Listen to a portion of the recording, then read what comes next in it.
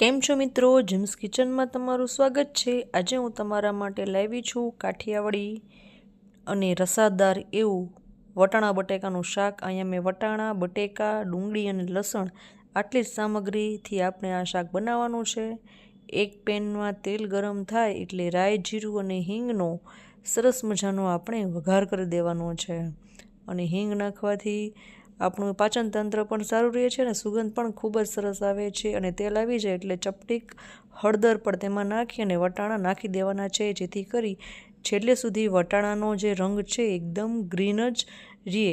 અને તેલમાં વટાણા નાખવાથી વટાણા ઉડે છે એટલે આપણે ઢાંકણું થોડીવાર બંધ કરી દઈશું। તમે જોઈ શકો છો આપણા વટાણા છે તે ઉડી રહ્યા છે। હવે વટાણા છે તે થોડા ઘણા ચડી ગયા છે એટલે ચમચાની મદદથી સારી રીતે ચલાવી લઈશું, એટલે હળદર સાથે મળી અને વટાણાનો રંગ છે એકદમ ગ્રીન જ રહે। હવે લસણ અને આદુની પેસ્ટ છે તેમાં ઉમેરી દઈશું। આ ઉમેરવાથી લસણનું જે કાચાપણું છે તે નીકળી જાય છે। હવે ડુંગળી એડ કરી દઈશું। ડુંગળી તમે તમારા ટેસ્ટ મુજબ વધારે કે ઓછી લઈ શકો છો। આની ગ્રેવી કરવાની નથી, પણ ડુંગળી આપણે ઉપરથી નાખવાની છે। આનાથી પણ ટેસ્ટ ખૂબ જ સરસ આવે છે અને ડુંગળીનો ટેસ્ટ છે તે જળવાઈ રહે છે।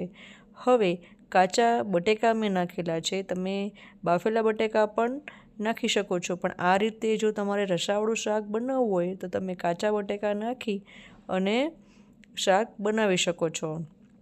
હવે સ્વાદ અનુસાર મીઠું નાખવાનું છે, ધાણા જીરું, લાલ મરચું વગેરે તમારા મનપસંદના સરસ મજાના મસાલા છે તેમાં ઉમેરી દેવાના છે અને સારી રીતે ચલાવી લેવાનું છે। તમે જોઈ શકો છો વટાણાનો રંગ છે તે ફર્યો નથી, એકદમ લીલો અને લીલો જ લાગી રહ્યો છે। હવે છે સરસ મજાનું તેલ છૂટું પડી ગયું છે। હવે 1 ગ્લાસ જેટલું પાણી આપણે ઉમેરવાનું છે। પાણી ઉમેરી અને 10 થી 15 મિનિટ જેટલો સમય આપણે શાકને ઢાંકી અને મૂકી દેવાનું છે। અને તમે ઢાંકી અને મૂકી દેશો એટલે શાક સરસ મજાનું ચડી જશે। હવે આપણું શાક છે તે તૈયાર છે। હવે કોથમરીની મદદથી સરસ મજાનું તમે ગાર્નિશ કરી શકો છો। તો મિત્રો, મારો વિડીયો ગમ્યો હોય તો લાઇક, શેર અને સબસ્ક્રાઈબ કરજો અને ભાખરીની સાથે ચોરીને ખાવાની તો મજા જ આવી જાય।